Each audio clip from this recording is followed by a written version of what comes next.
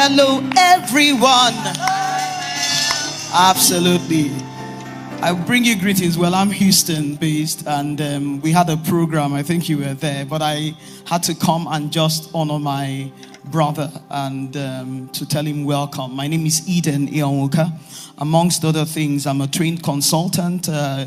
I advise business owners for a living, and I work.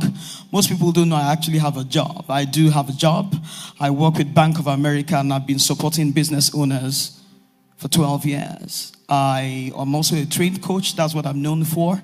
I coach women and also specifically serve as a mediation specialist to broker courageous conversations between couples. You know, when that person you married, you can't talk to them again, bring us in. I'm a capacity builder for women. I believe that even if you're single, we can chase 1,000. If you're single, you can't chase 1,000. And if you're married, we should be chasing 10,000. I'm a discipler at heart. I disciple a community called The Expressions. Every day we meet for 2 hours praying and discipling, because that's the Great Commission.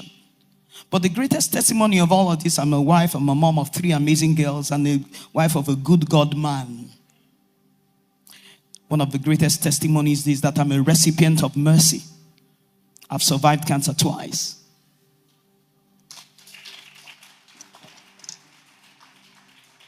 With no family history, no risk exposure, I was diagnosed with cancer in 2017. That's why I call God the counselor of cancer.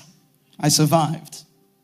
Then in 2022, for the second time, surprisingly, I was diagnosed for another cancer, and I survived again. And that's when I called God, not just the counselor of cancer, but the destroyer of death. Would you just put your hands over your head and just give God praise on my behalf? Absolutely. So I take purpose really seriously. When people ask, why are you doing everything you're doing? I said, you don't know what you have when you're alive. Do you understand? You live, I get to live. So we are not running the same race. And when you get to live, you do one thing, you create. You step into, like I said in the conference I spoke, you step into your mold as a creator or co-creator with God. The reason why you are not chasing 10,000 or 1,000 is think you have time. When God has given your life back on a platter of grace, you have a sense of urgency around you. Not from a place of fear, but from a place of aligned purpose. I want to encourage you today to go back to either your single life or your married life and create. Create. You know, when in my 12 years of professional counseling and coaching, one of the things that increases the pain of grief is regret. Woulda, coulda, shoulda. What could I have said differently? If I had to do over, could I have loved more, forgiven more? Are there conversations I wish I had? Are there confrontations we could have had? As a single girl, when you marry, after the euphoria goes down and you are now aligned in purpose, you wonder, could I have bought a plot of land? You said the money is tight now, wait till you are married. Could I have started a business 15 years ago? Could I have taken a course now that I have flexibility of time, that I, in a sense, don't need to clear with someone before I go?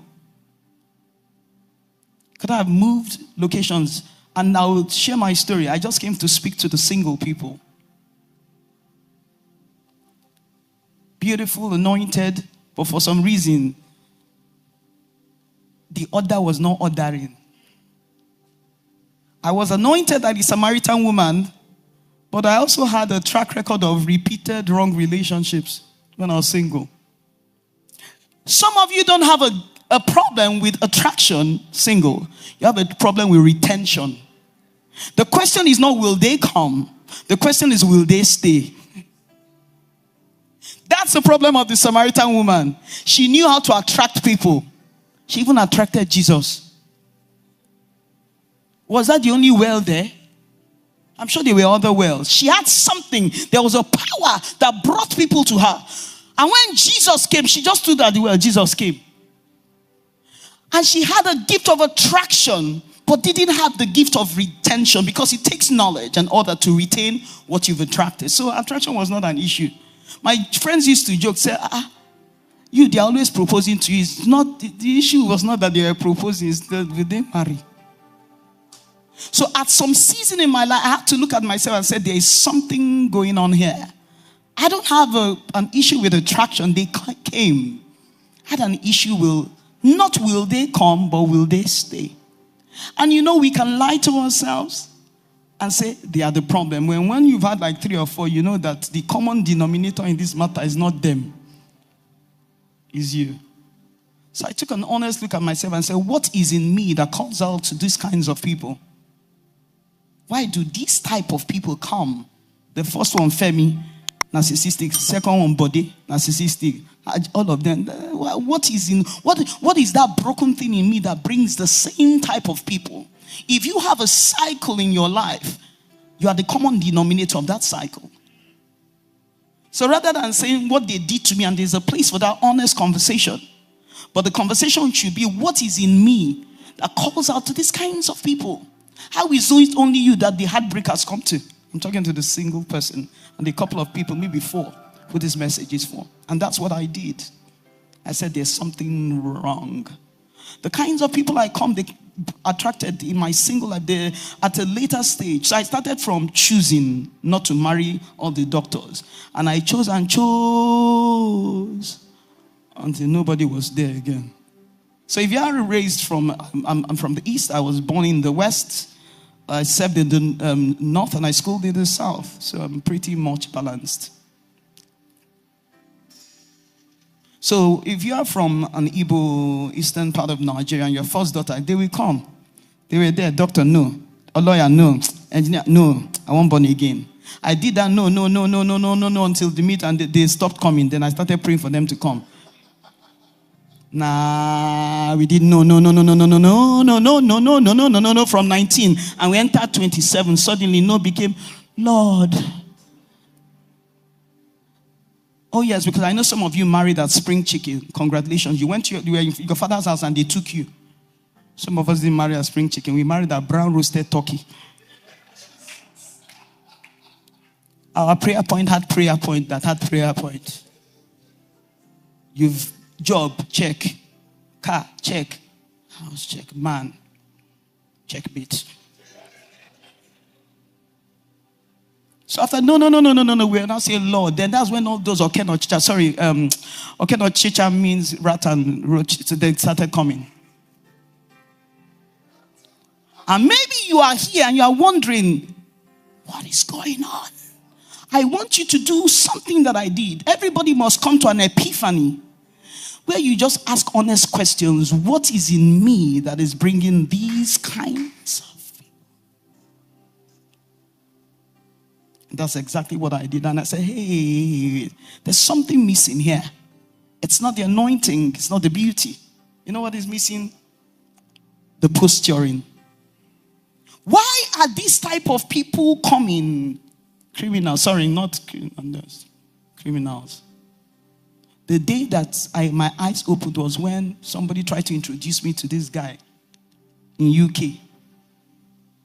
And I got his number, hoping that maybe the Lord will have mercy upon us. Since we are no longer spring chicken, we are roasted turkey.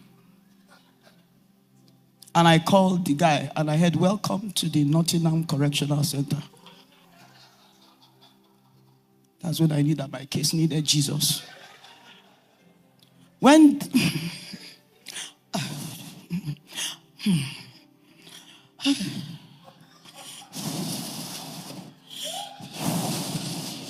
You've attracted even the jail.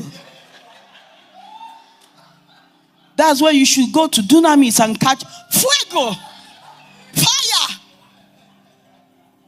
Welcome to the Nottingham. That day I dropped the phone and looked at myself. I needed answers fast. And I said, God, what's going on here? What is in me that is calling forth people like this? And this is not just a principle for marriage. It's a principle for resetting order.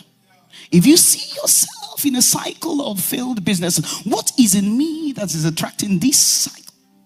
If you see a pattern of responses for covenant relations, what is in me? You're quarreling with everybody in your office. They don't understand you because you're an immigrant. One name, what is in you that is bringing this pattern? If you don't ask that question, parenting, everybody's crazy. Even dog is crazy. Cat, everybody, including your children. What is in me that is bringing this? What is in me that is calling forth to these kinds of cycle? What is in me that is attracting this kind of people? I want us to stand up and honor our fathers, our mentors. Pastor Kingsley Okonkwo. They trained me well. What am I saying when this man is entering the what am I saying? No, you stop. That's how you do. You stop and you stand up and you keep clapping. Absolutely. When you have 27 years of ministry experience, you can do anyhow. TK, I love you. God bless you, sir. When you've done 30 years, then when the people like this come, then you don't stand. Please sit down. And I'm just going to wrap this up in 2 minutes because the man of God, the man of a great God is here. What is in me that brings forth this cycle? I want someone to go out and have that question. The greatest prayers are not prayers of supplication. There is a place of that. The greatest prayers are not prayers of warfare. The greatest and most underprayed prayers are prayers of inquiry. The what is in me that is calling for today's cycle. I prayed that prayer. And the answer God showed me was simple. He said, you have a needy soul. And maybe that's the answer for a single person here. Not all of you. Maybe the question is not that you're not prepared. Maybe your soul is needy. And when you have a needy soul, you have a desperate posture. And desperation is always a turn off for attraction. I don't care how beautiful you are. The moment you are desperate, you begin to sound like Leah in the Bible. Leah was so desperate that even she named us children according to desperation. See me, touch me, hear me. Reuben, he has seen me. Look, I have a son. Simeon, here. Levi. I want somebody here to go back and ask God, what is in me that is calling forth to this pattern? When I had that answer, it was no longer about what they were doing to me, about what they were, it was about me. So I partnered with God in the place of continuous prayer for years to break that cycle. And the next thing I did, I went back to divine order. Part of divine order is going back to God's will for my life. I'd wanted to school abroad. It wasn't a Jakba. This was before Jakba. It was just something I'd seen in God's blueprint for my life. I love school. And I just said to myself, if I didn't do my MBA in Unilag, I would do it abroad. So I went back to the last thing I said to God about schooling, and I relocated and studied in Boston, Massachusetts. Remember, I went back to fixing the broken thing by asking honest questions, because when you see a pattern, it's not them. You are the common denominator for everything you witness. And I went back to purpose. That's why I don't teach just purpose discovery. I teach purpose rediscovery, to go back to what God once said. And some of you, your next instruction is the last instruction. You don't need another prophetic word. You just need to go back to the last thing God told you, October 2, 1997, that you did not do. The very last instruction might just be where you start. So I went back to school. And because God is kind and his eyes are always on the road, I met my amazing husband. And this time I didn't have to call somebody in jail.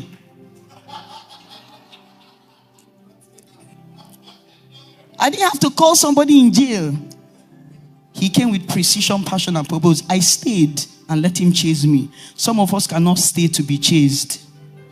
And when that thing was doing me some, I remembered how hard I worked for this man to come. I will see the phone ringing. I will count to 100. 1, 2, 3, 4, 5, 6, 7, 8, 9, 10. Jesus. God bless you. Let me let PK take it.